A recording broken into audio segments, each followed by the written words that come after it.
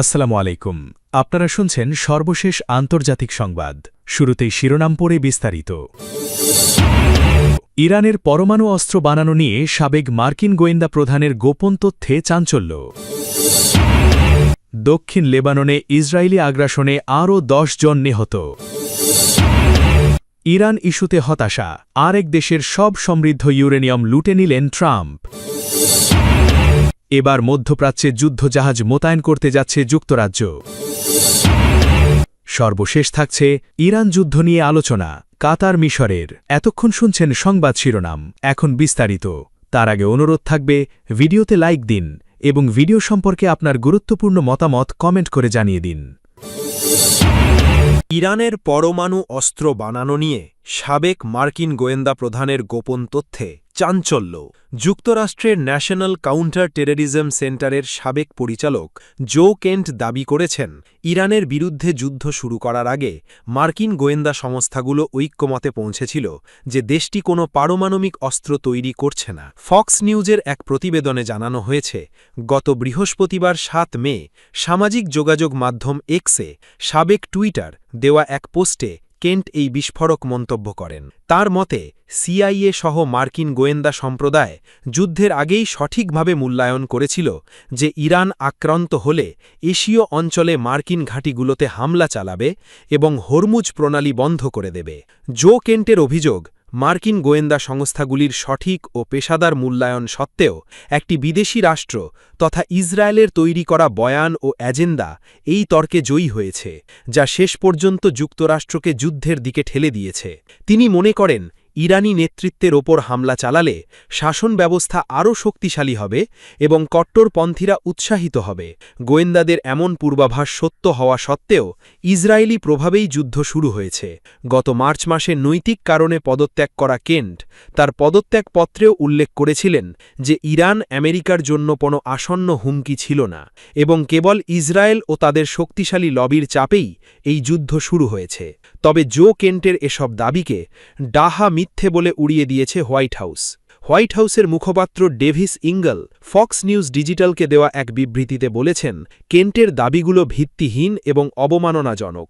তিনি উল্লেখ করেন, ইরান বিশ্বের বৃহত্তম সন্ত্রাসবাদী পৃষ্ঠপোষক রাষ্ট্র এবং তাদের পক্ষ থেকে আমেরিকানদের ওপর হামলার আসন্ন হুমকি ছিল বলেই president Donald Trump operation epic Fury শুরু করার চূড়ান্ত সিদ্ধান্ত নিয়েছিলেন।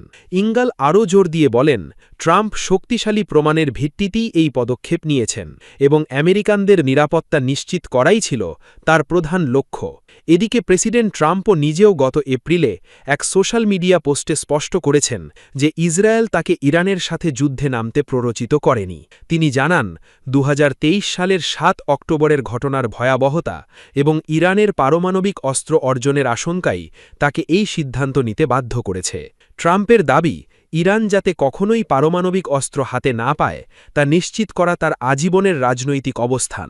বর্তমানে উভয় পক্ষের এই পরস্পর বিরোধী বক্তব্যের ফলে ইরানের যুদ্ধের যৌক্তিকতা নিয়ে ওয়াশিংটনের রাজনৈতিক মহলে নতুন করে বিতর্কের সৃষ্টি হয়েছে। সূত্র, ফক্স নিউজ। দক্ষিণ লেবাননে ইসরায়েলি আগ্রাসনে আরও ১০ জন নিহত। দক্ষিণ লেবাননে নতুন করে ইসরায়েলি হামলায় অন্তত ১০ জন নিহত হয়েছেন। যুদ্ধবিরতি লঙ্ঘনের অভিযোগের মধ্যেই ইসরায়েল বিমান হামলা, গোলাবর্ষণ ও ড্রোন অভিযান আরও জোরদার করেছে। সীমান্তবর্তী এলাকাগুলোতে ধ্বংসযজ্ঞ বেড়েছে। লেবাননের স্বাস্থ্য মন্ত্রণালয় জানিয়েছে, শুক্রবার ৮ মে দক্ষিণ লেবাননের সাইদা, নাবাতিয়ে, টায়ার ও বেকা উপত্যকার বিভিন্ন এলাকায় বেসামরিক হতাহতের ঘটনা ঘটেছে, যার মধ্যে শিশুও রয়েছে। সাইদার আনকুন এলাকায় ইসরায়েলি হামলায় ২ জন নিহত ও ১ জন আহত হয়েছেন। অন্যদিকে জারারিয়ে এলাকায় ২ শিশুসহ ৩ জন নিহত হয়েছেন। নাবাতিয়ে জেলার মেফদুন এলাকায় ১ জন নিহত হয়েছেন এবং ১ জন নারীসহ আরও ৪ জন আহত হয়েছেন। হামলার আগে শহরের বাসিন্দাদের এলাকা ছাড়ার নির্দেশ দেয় ইসরায়েলি বাহিনী। জোরপূর্বক বাস্তুচ্যুতির এই নির্দেশনার পরই অনেক পরিবার এলাকা ছাড়তে শুরু করলেও নিরাপদ আশ্রয়ে পৌঁছতে পারেননি অনেকে। এরপরই শুরু হয় বিমান হামলা। দক্ষিণ লেবাননের বিভিন্ন পাহাড়ি এলাকায় বড় ধোঁয়ার কুণ্ডলী উঠতে দেখা যায়, একই সঙ্গে একাধিক বিস্ফোরণের শব্দ শোনা যায়। ইসরায়েল জানায়, দক্ষিণ লেবাননে অন্তত 10 কিলোমিটার গভীর পর্যন্ত তাদের নিয়ন্ত্রণ রয়েছে। তাদের দাবি, বেসামরিক এলাকার ভেতরে অবস্থান নেয়া হিজবুল্লাহ যোদ্ধাদের ঠেকাতেই এই অভিযান চালানো হচ্ছে। উত্তর ইসরায়েলকে নিরাপদ রাখাই তাদের মূল লক্ষ্য বলেও উল্লেখ করেছে তেল আবিব। অন্যদিকে দক্ষিণ লেবাননে ইসরায়েলি বাহিনীর ওপর ক্ষেপণাস্ত্র হামলার দাবি করেছে হিজবুল্লাহ। লেবাননের স্বাস্থ্য মন্ত্রণালয়ের তথ্য অনুযায়ী মার্চের শুরু থেকে চলমান যুদ্ধে এখন পর্যন্ত দেশটিতে নিহত হয়েছেন 2700-রও বেশি মানুষ। সংঘাতের কারণে বাস্তুচ্যুত হয়েছেন প্রায় 12 লাখ বাসিন্দা। সীমান্তবর্তী বহু শহর ও গ্রাম প্রায় জনশূন্য হয়ে পড়েছে। অব্যাহত বিমান হামলা ও গোলাবর্ষণে ক্ষতিগ্রস্ত হয়েছে ঘরবাড়ি ও অবকাঠামো। ইরান ইস্যুতে হতাশা, আরেক দেশের সব সমৃদ্ধ ইউরেনিয়াম লুটে নিলেন ট্রাম্প। ইরানের পরমাণু কর্মসূচি নিয়ন্ত্রণে ব্যর্থ হয়ে অবশেষে দক্ষিণ আমেরিকার দেশ ভেনেজুয়েলা থেকে উচ্চমাত্রার সমৃদ্ধ ইউরেনিয়াম জব্দ করেছে ডোনাল্ড ট্রাম্পের প্রশাসন। শুক্রবার 8 মে মার্কিন জ্বালানি বিভাগ এক ঘোষণায় জানায়, প্রেসিডেন্ট ট্রাম্পের চূড়ান্ত নেতৃত্বের কারণে কারাকাসের একটি পুরনো গবেষণা চুল্লি থেকে 13.5 কেজি বা প্রায় 30 পাউন্ড ইউরেনিয়াম সরিয়ে নেওয়া সম্ভব হয়েছে। ব্রিটেন, যুক্তরাষ্ট্র এবং ভেনেজুয়েলার এই যৌথ অভিযানকে যুক্তরাষ্ট্র এবং বিশ্বের জন্য বড় জয় হিসেবে দেখছে ওয়াশিংটন। আন্তর্জাতিক পরমাণু শক্তি সংস্থা জানিয়েছে, একটি অত্যন্ত জটিল এবং সংবেদনশীল অভিযানের মাধ্যমে এই ইউরেনিয়াম স্থল ও জলপথে দক্ষিণ আমেরিকা থেকে উত্তর আমেরিকায় পরিবহন করা হয়েছে। কারাকাসের 15 কিলোমিটার দূরের একটি স্থান থেকে সংগৃহীত এই তেজস্ক্রিয় পদার্থটি বর্তমানে দক্ষিণ ক্যারোলিনায় মার্কিন জ্বালানি বিভাগের একটি কমপ্লেক্সে রাখা হয়েছে। মার্কিন ন্যাশনাল নিউক্লিয়ার সিকিউরিটি অ্যাডমিনিস্ট্রেশনের প্রশাসক ব্র্যান্ডন উইলিয়ামস এই পদক্ষেপকে একটি পুনরুদ্ধারিত এবং নবায়িত ভেনেজুয়েলার সংকেত হিসেবে অভিহিত করেছেন। উল্লেখ্য, গত 3 জানুয়ারি ভেনেজুয়েলার প্রেসিডেন্ট নিকোলাস মাদুরোকে আটকের বিতর্কিত নির্দেশের পর কারাকাসের সাথে দীর্ঘদিনের শত্রুতা কাটিয়ে সম্পর্ক পুনরুদ্ধারের চেষ্টা করছে হোয়াইট হাউস। ট্রাম্প বর্তমানে মাদুরের ভাইস প্রেসিডেন্ট ডেলসি রড্রিগেজকে স্বীকৃতি দিয়েছেন এবং ভেনেজুয়েলার জ্বালানি এবং খনি খাত মার্কিন কোম্পানিগুলির জন্য উন্মুক্ত করার প্রক্রিয়া শুরু করেছেন।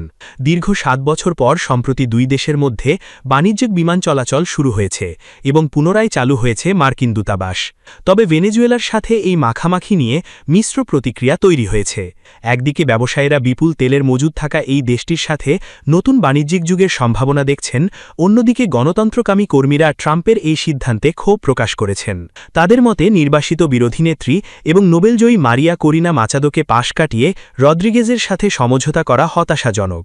এছাড়া গত ফেব্রুয়ারিতে ইরানের সাথে যুদ্ধ শুরুর পর থেকে তেহরানের হাতে থাকা 408 কেজি উচ্চমাত্রার সমৃদ্ধ ইউরেনিয়াম জব্দ করার লক্ষ্য থাকলেও এখনও পর্যন্ত সেই চেষ্টায় ট্রাম্প সফল হতে পারেননি। তার তুলনায় ভেনেজুয়েলার এই অর্জন নেহাতই নগণ্য বলে মনে করছেন অনেক বিশ্লেষক। সূত্র দ্য গার্ডিয়ান। এবার মধ্যপ্রাচ্যে যুদ্ধজাহাজ মোতায়েন করতে যাচ্ছে যুক্তরাজ্য। যুদ্ধজাহাজ HMS ড্র্যাগনকে মধ্যপ্রাচ্যে মোতায়েন করতে যাচ্ছে যুক্তরাজ্য। শনিবার ব্রিটেন জানিয়েছে, পরিস্থিতি অনুকূল হলে হরমুজ প্রণালীতে নৌ চলাচল সুরক্ষার জন্য একটি সম্ভাব্য বহুজাতিক প্রচেষ্টার প্রস্তুতি হিসেবে তারা এই যুদ্ধজাহাজ মোতায়েন করবে।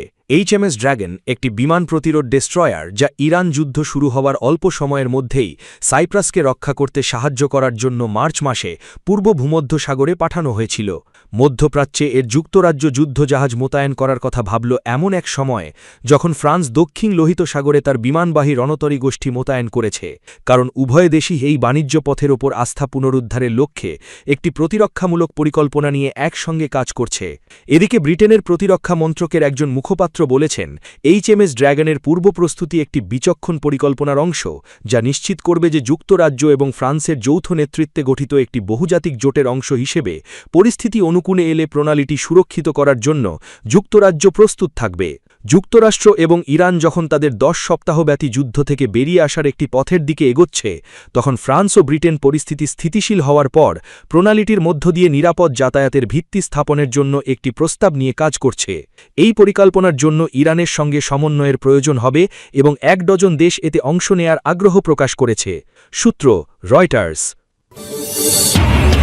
ইরান যুদ্ধ নিয়ে আলোচনা কাতার মিশরের। মধ্যপ্রাচ্যের সাম্প্রতিক পরিস্থিতি, বিশেষ করে যুক্তরাষ্ট্র ইরান যুদ্ধবিরতি ও আঞ্চলিক উত্তেজনা প্রশমনের প্রচেষ্টা নিয়ে ফোনে আলোচনা করেছেন কাতার ও মিশরের পররাষ্ট্রমন্ত্রীরা। শনিবার আল জাজিরার প্রতিবেদনে এই তথ্য জানানো হয়। কাতারের পররাষ্ট্রমন্ত্রী ও প্রধানমন্ত্রী মোহাম্মদ বিন আব্দুল রহমান আল থানি এবং মিশরের পররাষ্ট্রমন্ত্রী বদর আবদুল্লাতিরের মধ্যে এই আলোচনা অনুষ্ঠিত হয়। কাতারের পররাষ্ট্র মন্ত্রণালয় এক বিবৃতিতে জানায়, আলোচনায় যুক্তরাষ্ট্র ও ইরানের মধ্যকার যুদ্ধবিরতি এবং আঞ্চলিক নিরাপত্তা ও স্থিতিশীলতা জোরদারে উত্তেজনা কমানোর প্রচেষ্টার বিষয়টি গুরুত্ব পেয়েছে। ফোনালাপে শেখ মোহাম্মদ বলেন, চলমান মধ্যস্থতা প্রচেষ্টায় সংশ্লিষ্ট সব পক্ষের ইতিবাচক প্রতি দেওয়া প্রয়োজন।